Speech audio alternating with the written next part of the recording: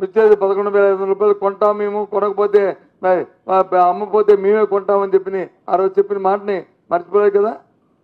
1 KG అయినా కొన్నారా ఈ ప్రభుత్వం? మార్కెట్ ఇంటర్వెన్షన్ చేసి నిన్నగా మనం మిర్చి ఎంత ఇబ్బంది పడుతున్నారో చూస్తున్నాం కదా. ఇవాళ కూడా వాటితో పాటు పొగాకు రైతులు అసలు ఏ రైతుకి మీరు గిట్టుబాటు ధరిస్తున్నారు? మీరు చెప్పిన మాటని ఏ విషయంలో మీరు మాట మీద నిలబడి ఆ కార్యక్రమాన్ని చేస్తున్నారు? ఎక్కడ చూసినా కనిపించట్లే. ఏదైతే చంద్రబాబు నాయుడు గారికి నాన్న ఉందో వ్యవసాయం శుద్ధ దండగా, వ్యవసాయం చేయడం వల్ల వృధా అనే మాట ఎదుగుతుందో అది సాధకం చేసుకుంటున్నారు. పైపెచ్చు గొప్పగా మాటలు మాత్రం ఎక్కువ మాటలు మాట్లాడుతుంటారు. ఏంటిది? అందుకే అడుగుతున్నాను సూటిగా, ప్రభుత్వం ఉందా లేదా, పరిపాలన ఏ విధంగా మీరు ఇచ్చిన మాటని ఏ ఒక్కటి నిలబెట్టుకుంటున్నారో చెప్పండి. ఇప్పుడు నేను అడుగుతున్నాను, ఈ జరిగిన సంఘటనలు ఏవైతే ఈ దౌర్జన్యాలు జరిగాయో ఈ సంఘటన మీద ఏ ఒక్క సంఘటన మీదైనా ఇవాళ ఈ రాష్ట్రంలో కూటమి ప్రభుత్వం ఏ ఒక్కటి చర్య తీసుకుందా? చట్టపరంగా వాళ్ళ మీద ఏమైనా తీసుకుందా చెప్పనండి. పంచాయతీలు చేస్తారు, పంచాయతీలు నీకెంత నాకెంత ఆడికెంత ఈడికెంత అని.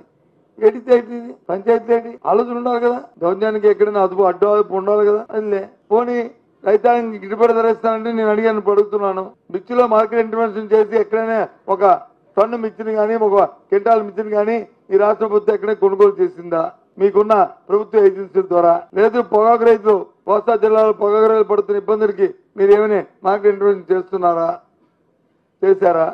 పరిశ్రమలు కార్మికులు మూతపడిపోతే కార్మికులు ఇబ్బంది పడుతున్నారు. మాటలు చూస్తే కోట దాటిపోతున్నాయి, చేతలు చూస్తే ఇక్కడ కనిపించట్లేదు. పనిగారు ఉపాధి పథకంలో పనిచేస్తే కూలీలు రావట్లేదు, రోజువారీ కూలీలు రావట్లేదు. ఎప్పుడు కనీ విని రీతిలో 80 రోజులు అయిపోతుంది ఈ రోజుకి, ఇంకా కూలి రావట్లేదు, ఇంకా బకాయిలు ఉన్నాయి. ఎండాకాలంలో పనులు లేక